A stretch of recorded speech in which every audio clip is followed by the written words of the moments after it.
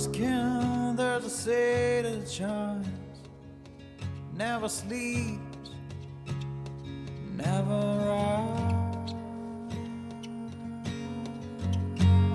rises.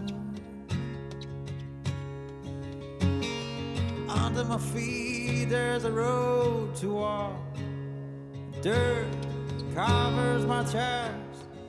So we're here on the Rio Irigoyen, located on the southeast coast of Tierra del Fuego, and it's highly regarded as one of the island's primary sea trout rivers.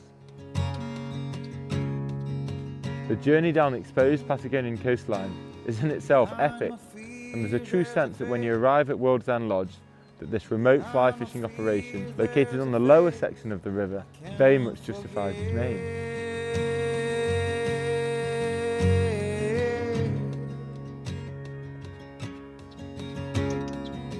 The river's far more narrow than I expected. Your fly casting has to be accurate.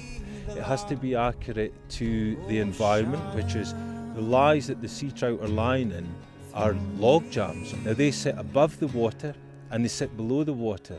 Below the water are the physical lies. And so, oh, and so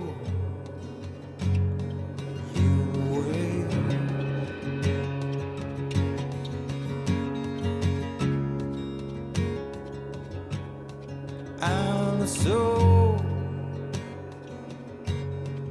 oh, and so you wait.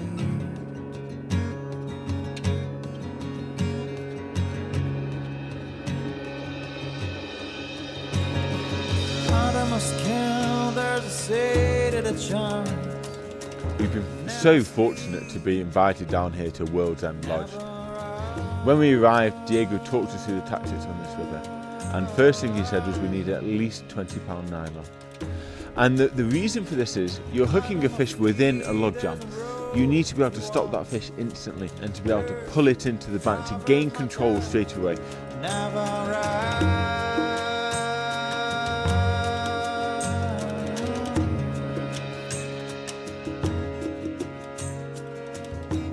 The sea trout range in sizes.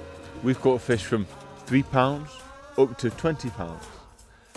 Generally we're fishing away from the pools. You're either on your hands and knees or you're a minimum of a rod's length away from the water. Casting from a distance with a low profile, being very, very careful not to spook the pool. So there's a very targeted planned approach to the fishing here.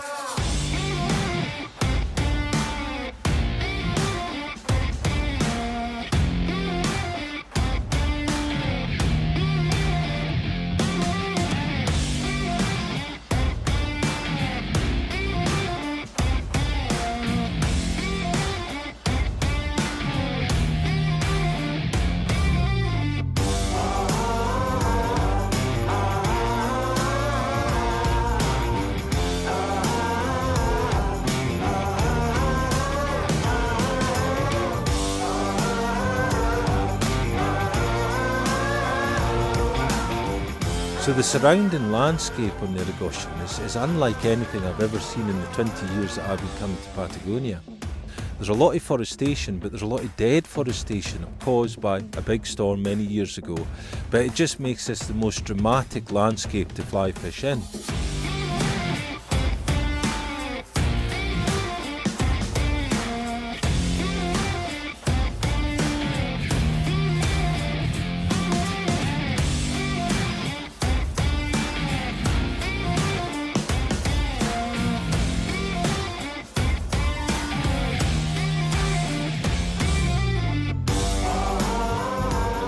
One of the highlights of fishing at World's End Lodge is you can fish from the upper reaches right the way down to the river mouth and in the estuary. You've got a very, very narrow pinch point of where the estuary and the sea comes in and meets the mouth of the river. So one of the interesting things about fishing down at the Boca was whilst we were fishing for sea trout, we came across the robalo. As we know, it's sea bass.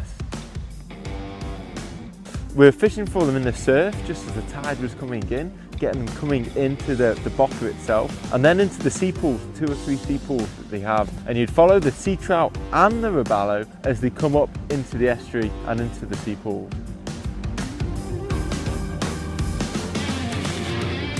So we're almost to the end of what has been another tremendous day on the river system, and it's just as the light begins to fade into the evening sunset that the pools seem to come alive on the Aragoyan.